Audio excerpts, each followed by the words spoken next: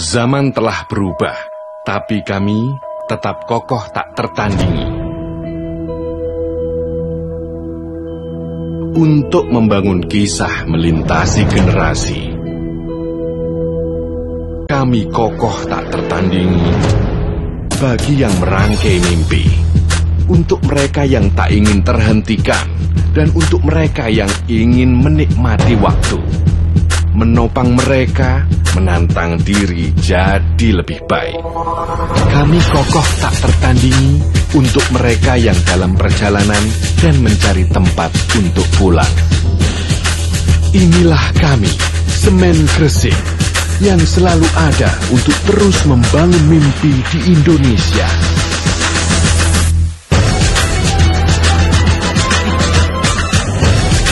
Semen Gresik, kokoh tak tertandingi.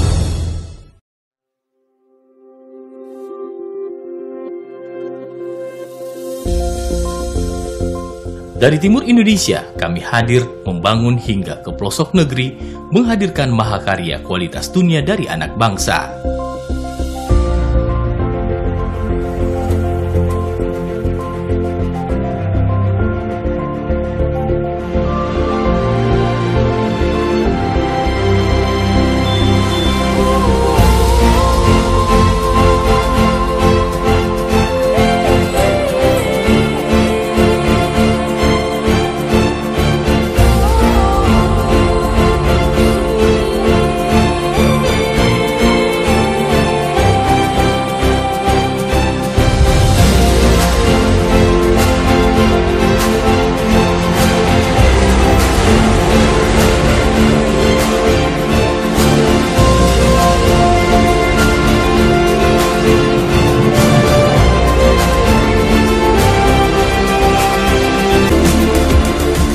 Semen Tonasa saat ini memproduksi 3 jenis semen, yaitu Portland Composite Cement, digunakan untuk pembangunan perumahan, jalan raya, dan lain-lain.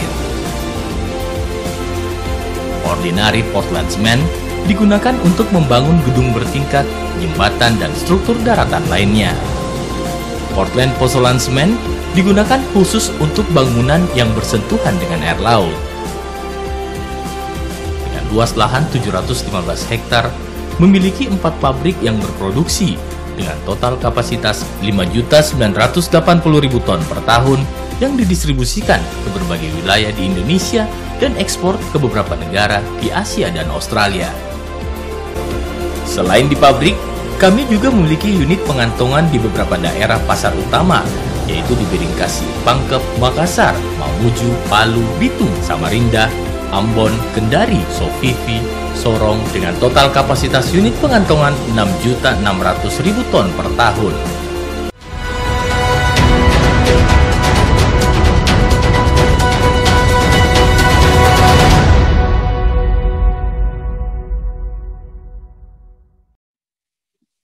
Oke, kita akan lanjutkan ke sesi terakhir, sesi 3.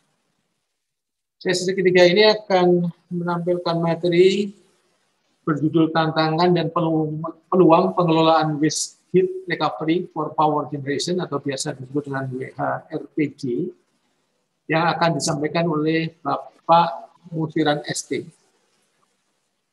Sebelum Bapak Musiran menyampaikan materinya, perlu saya bacakan sedikit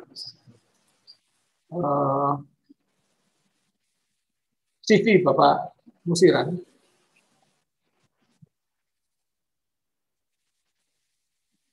Jadi Pak Musiran lahir di Tuban pada tanggal 14 Juni 1971.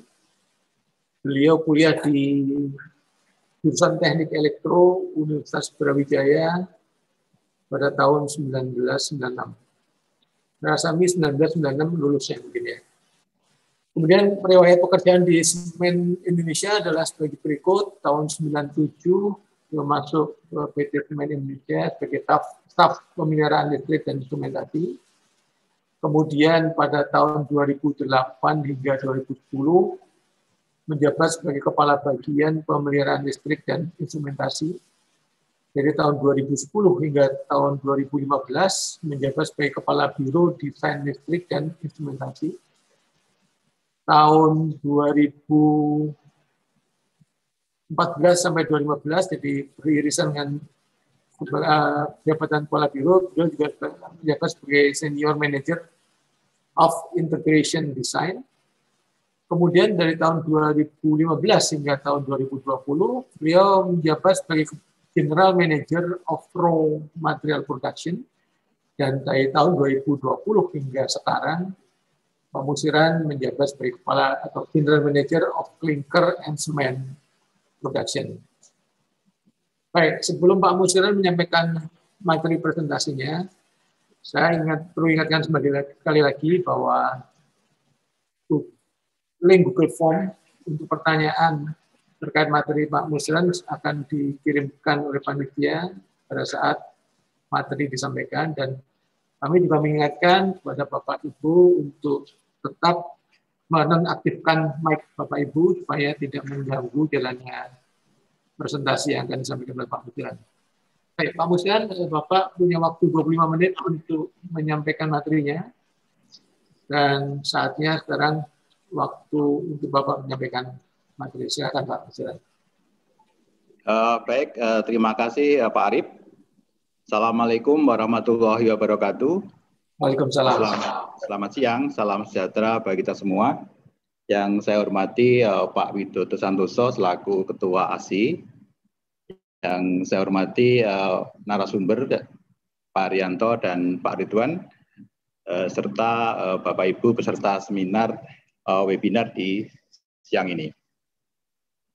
Jadi pada siang ini kami akan menyampaikan sharing jadi pengalaman kami ketika mengoperasikan WRPG, jadi Waste Recovery for Power Generation di pabrik Tuban.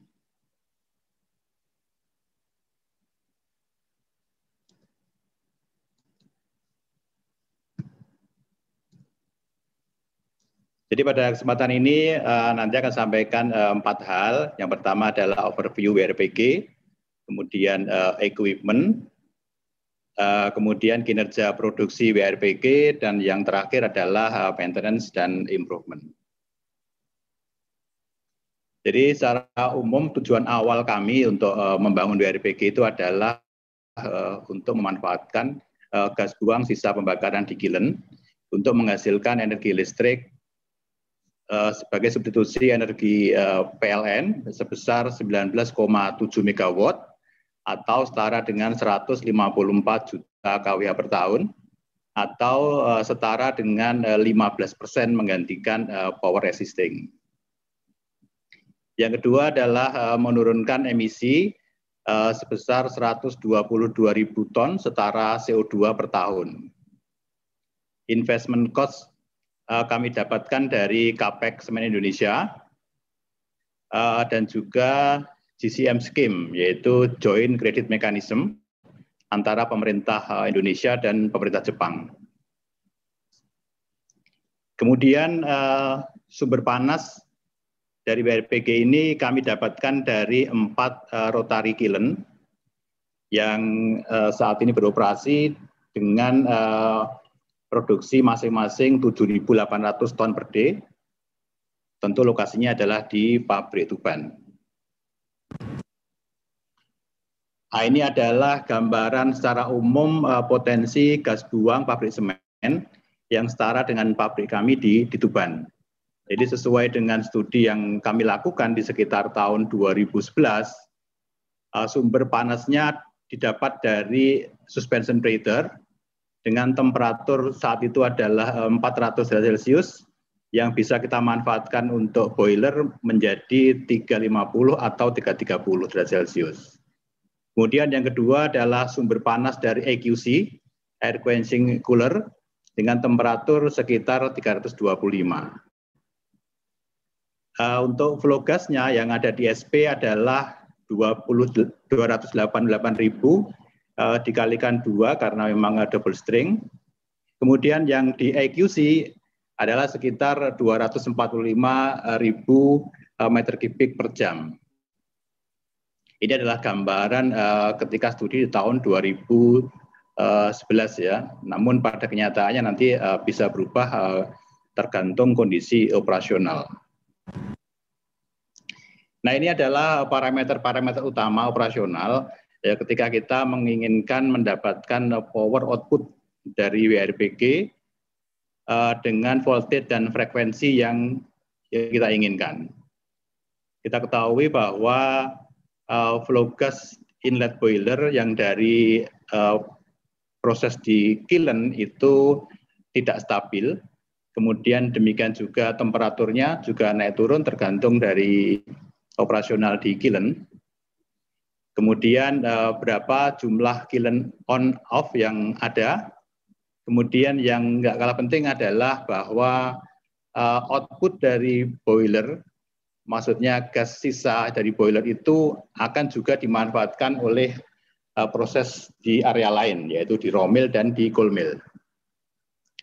Beberapa hal yang dikontrol adalah bypass damper SP dan maupun EQC boiler, kemudian control valve inlet steam drum pada SP dan EQC boiler, kemudian superheated steam bypass control valve pada inlet turbin, kemudian turbin control governor, set point power generator, dan tentunya adalah speed dari air cool condensate fan. Dari heat balance kita dapatkan dua season sebenarnya ya, yaitu ada musim kering dan musim penghujan. Di musim kemarau atau musim kering itu kita relatif tidak ada masalah karena memang seluruh gas panasnya dapat kita manfaatkan untuk boiler WRPG. Jadi pada musim kering kita bisa mendapatkan sekitar 150 ton per jam steam dengan pressure 2,1 MPa dan temperatur di 337 derajat Celcius.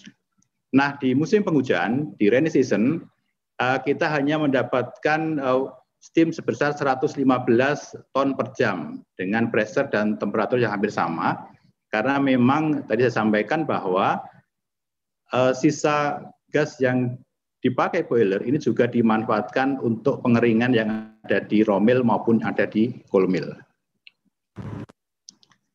Nah, ini adalah layout dari WRPG kita di pabrik Tuban. Jadi ada beberapa pertimbangan yang kita gunakan untuk menentukan layout ini, yaitu ducting arrangement dari SP maupun EQC boiler, kemudian heat loss dari waste gas dari SP maupun EQC, kemudian heat loss dari superheated steam dari boiler ke turbin, kemudian accessibility dari boiler dan steam turbin. Berikutnya adalah kondisi tanah, jadi soil test untuk foundation dan structure. Dan yang kalah penting adalah karena kehadiran WRPG ini hadir setelah pabriknya berdiri, maka existing equipment itu harus kita perhitungkan dengan matang, sehingga mereka masih bisa melakukan akses maintenance maupun operasional. Ini adalah gambaran, kalau di tengah itu adalah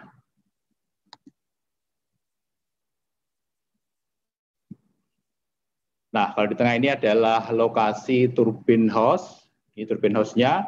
Kemudian di Tuban 1, Tuban 2, 3, dan 4 itu adalah lokasi boiler di masing-masing kiln. Di Tuban 1, Tuban 2, dan Tuban 3 dan 4.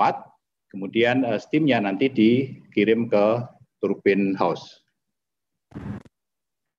Nah, ini adalah flow proses dari steam. Yang di kiri atas itu adalah suspension breather, di mana di sana ada 2 boiler dengan 1 steam drum.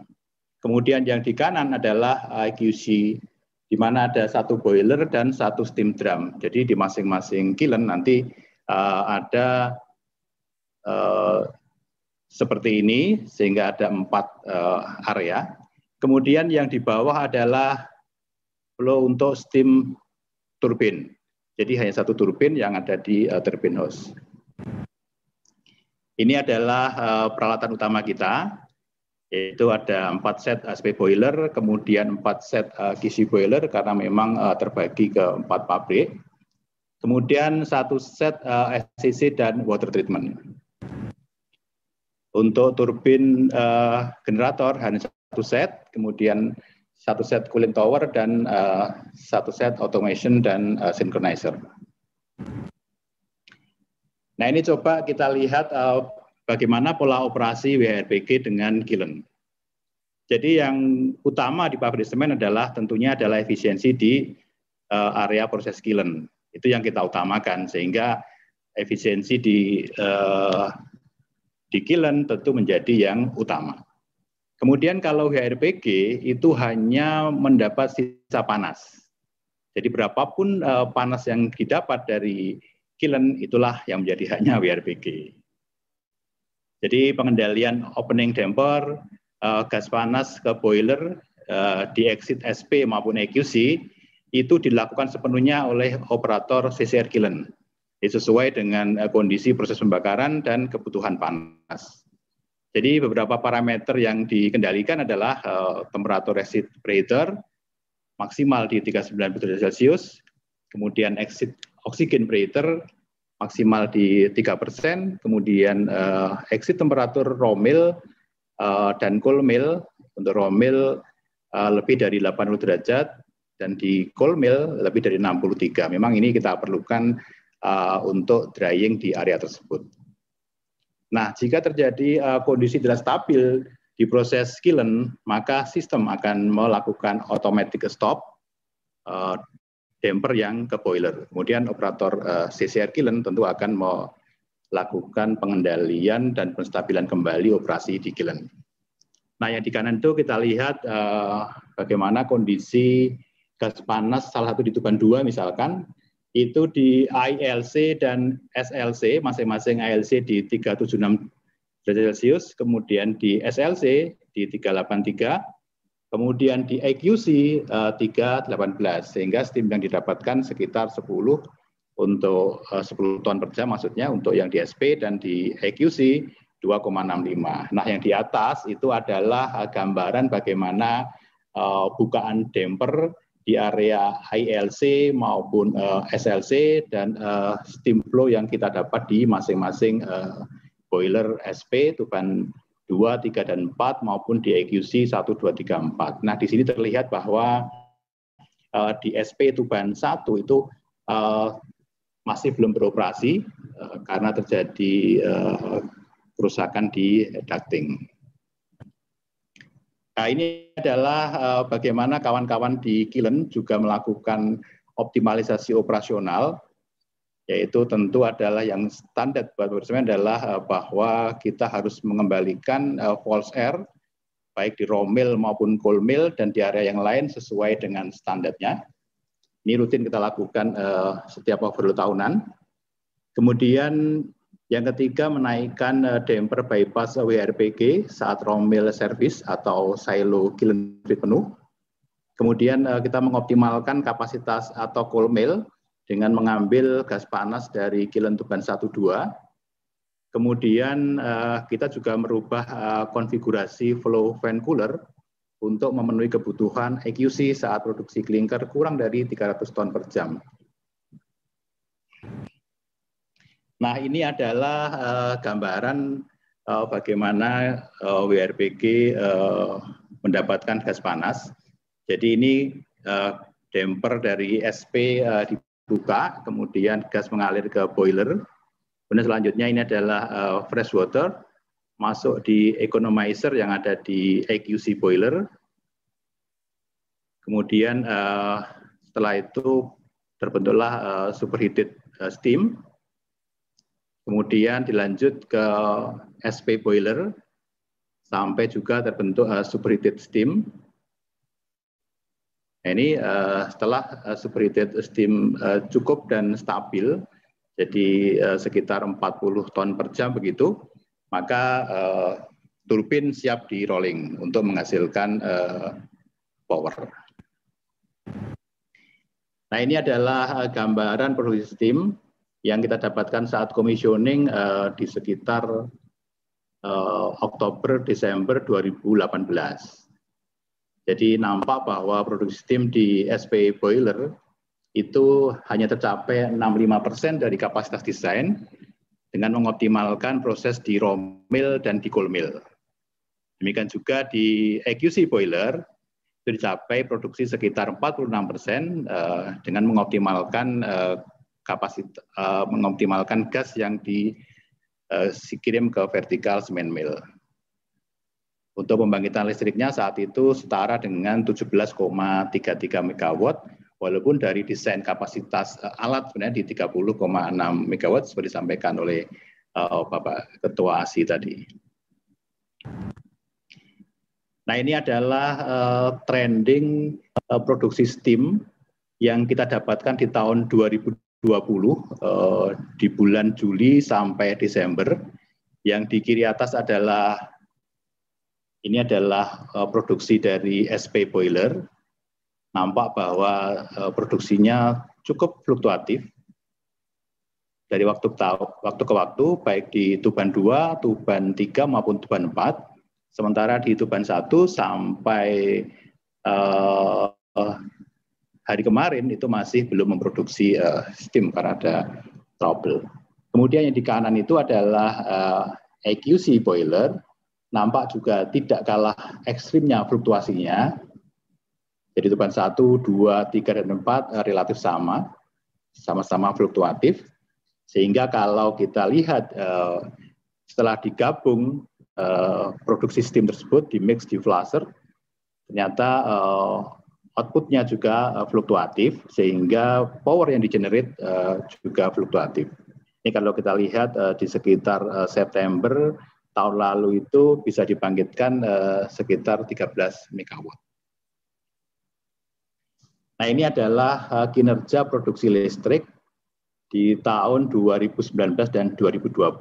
Jadi walaupun 2019 kita sudah mulai beroperasi, namun di awal-awal operasi, di awal tahun kita mengalami banyak kendala, sehingga kita baru bisa operasi itu di bulan Agustus. Ya. Jadi bulan Agustus, sehingga jam operasi di tahun 2019 hanya sekitar 4.400 jam, dengan pembangkitan 9,27. Namun sampai dengan akhir tahun di 2019, kita alhamdulillah dapat produksi per bulannya itu sekitar bisa 8 juta. Dilanjut di tahun 2020, ini di awal tahun masih cukup bagus, mendekati 7 juta per bulan, namun di bulan Maret sampai dengan akhir tahun kondisinya produksinya relatif tidak sesuai harapan, karena memang seperti disampaikan oleh Pak Widodo tadi bahwa tahun 2020 ada penurunan demand sebesar sekitar 10%. Ini berdampak juga pada produksi WRPG karena memang produksi kiln yang ada di Tuban menjadi tidak optimal karena menyesuaikan rilis atau kebutuhan pasar.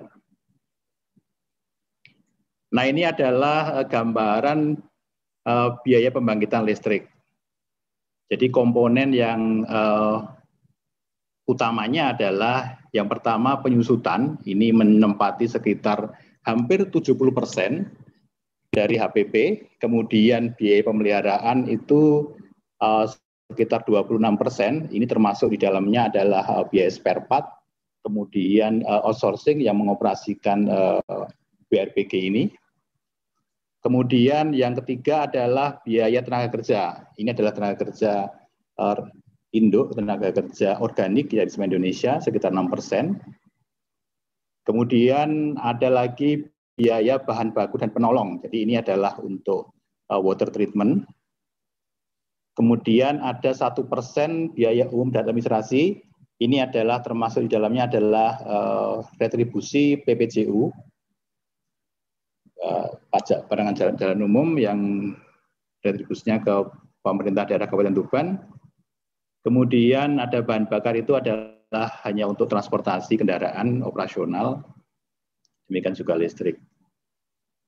Nah, kalau kita lihat HPP kita di tahun 2019 itu sebesar 1.637,5 rupiah per kWh. Ini jauh di atas HPP atau harga yang kita beli dari PLN ya, sekitar 996,7 itu di tahun 2019. Nah, di tahun 2020 alhamdulillah sudah mulai membaik. Jadi masih sekitar 991 rupiah per kWh. Nah, ini kita lihat prognosis produksi WRPG di tahun-tahun berikutnya. Nah, kalau di tahun 2019 kita memang punya catatan bahwa awal tahun kita hanya bisa beroperasi 2 kilen karena memang ada permasalahan perlu perbaikan di ducting, di SP2 dan SP3. Jadi di awal tahun 2019 tadi disampaikan hampir tidak beroperasi karena memang untuk 2 kilen bagi kami tidak cukup untuk memutar turbin. Kemudian di tahun 2020 kondisinya adalah suplai gas panas itu hanya dari 3 line kiln karena memang ada satu ducting di SP1 yang mengalami deformasi. Kemudian kita lakukan perbaikan dengan klaim asuransi. Alhamdulillah di tahun ini kemarin sudah bisa produksi kembali. Kemudian di tahun 2020 juga ada catatan bahwa kondisi kiln yang bergantian standby karena ini menyesuaikan kondisi pasar sesuai disampaikan Bapak Ketua ASI tadi bahwa ada penurunan sekitar 10% demand. Nah, kalau kita lihat di tahun 2021 jadi untuk perbaikan ducting SP1 sudah selesai. Alhamdulillah kemarin sudah selesai. Kemudian masih ada lagi procedure inspection, nanti akan stop 1 bulan turbinnya. Kemudian ada perbaikan ducting di SP4 1 bulan juga. Kemudian masih juga ada ancaman, ada potensi kiln standby. Namun sesuai informasi Pak Widodo tadi bahwa ekspornya meningkat, kita berharap di tahun 2020 ini kiln standby sudah tidak seperti di tahun 2020. Sehingga diharapkan di tahun 2021 ini produksi KWH akan sekitar 69 juta KWH dengan HPP di Rp872 per KWH. Kemudian kalau kita lihat di tahun 2022 permasalahan di WRPG sudah selesai. Artinya semua permasalahan sudah kita close dan kita berharap di tahun 2022 kita bisa memenuhi produksi sesuai dengan FS. Jadi kalau misalkan kita bisa kilnnya semua optimal, bisa 8.000 ton per day, maka WRPG bisa memproduksi 19,8 megawatt dengan produksi listriknya setahun 156 juta, sehingga HPP-nya listrik akan di Rp480 per kWh. Ini lumayan, sekitar 45% dari harga listrik PLN. Nah, ini adalah impact operasional kiln atas operasional WRPG. Ternyata ada dampak positif dan negatifnya. Ya, terkait dampak positifnya itu ternyata ID fan yang di preheater ini speednya bisa turun 2% karena memang dust load-nya turun karena sudah ditangkap di SP boiler, sehingga kita dapat penghematan sekitar 440 juta per tahun per line kiln. Kalau 4 line tinggal mengalihkan saja. Kemudian yang kedua, coating ID fan yang di preheater sekarang terbentuk lebih lama karena memang dust-nya sudah ditangkap. Dari sebelumnya sekitar sebulan bisa 2 kali kita melakukan pembersihan, saat ini kita bisa 1 kali dalam 2 bulan untuk pembersihan. Demikian juga pemakaian air di conditioning tower itu turun sekitar 10 meter kubik per jam karena memang temperatur sudah diserap oleh boiler. Kemudian opacity di stack raw mill maupun di cooler ini lebih baik. Kemudian das tangkapan boiler dapat dimasukkan ke sistem existing. Namun demikian ada juga dampak negatifnya. Jadi ketika kiln beroperasi di bawah kapasitas sekitar 7.200 ton per day, ini kebutuhan panas untuk raw mill ini hampir tidak tercukupi, sehingga kapasitasnya diturunkan. Demikian juga cold mill dan cement mill. Namun demikian, karena produksinya terak turun, sehingga secara mass balance sebenarnya tidak ada permasalahan supply raw material, supply di kiln feed maksudnya, tidak ada permasalahan karena secara mass balance itu masih mencukupi. Ini adalah terkait beberapa improvement yang kita lakukan. Jadi kita perlu meningkatkan kehandalan das transport di sistem boiler EQC. Karena memang ketika kiln itu beroperasi upset atau das itu over capacity, baik di das settling chamber maupun di EQC, ini sangat berbahaya bagi struktur yang ada di bawah ini. Ada potensi akan ambrol atau deformasi, maka harus kita buatlah fasilitas untuk merilis das tersebut ke transport berikutnya, atau boleh jadi dikeluarkan ke sistem untuk dibuang. Yang kedua yang kita lakukan adalah optimalisasi di air cool condenser. Ini adalah salah satu alat yang utama di WRPG, karena dia berpengaruh berapa besar fase dari steam berubah dari fase gas ke fase cair. Nah, yang kita lakukan adalah melakukan schedule cleaning rutin ACC, karena memang seperti kita ketahui bahwa lokasinya ini ada di tengah-tengah pabrik semen. Ini sangat dusty sekali. Kemudian kita lakukan juga upgrading high pressure pump cleaning device. Kemudian kita juga melakukan penambahan oil cooler pada gearbox ACC.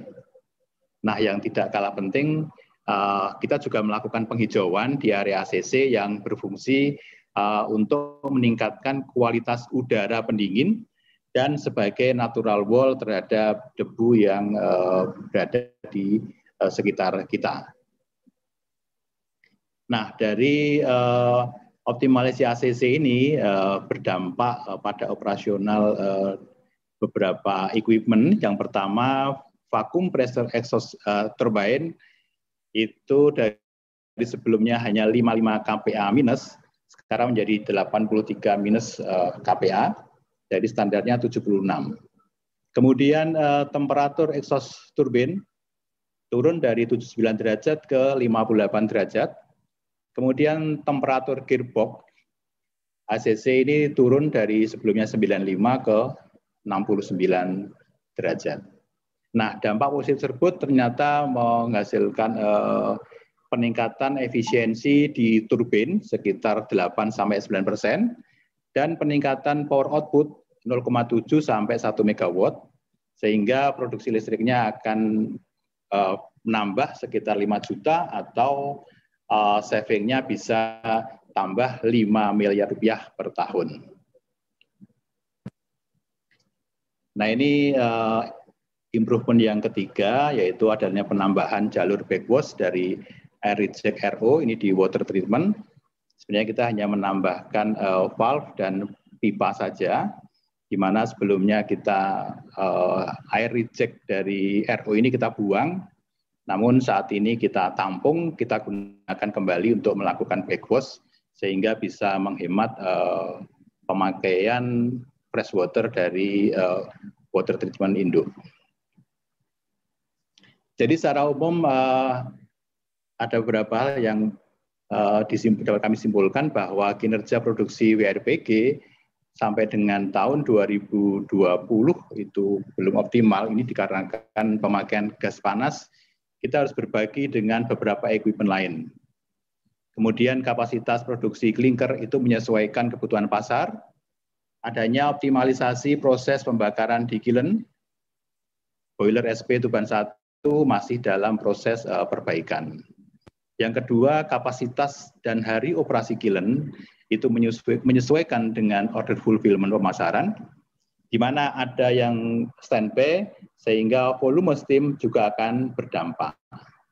Yang ketiga, di tahun 2021 ini kami fokus pada mengoptimalkan kembali WRBG dengan mengoperasikan SP Boiler Tuban 1 yang sudah selesai perbaikan. Alhamdulillah kemarin tanggal 24 sudah finish dan hari ini sudah keluar steam kembali.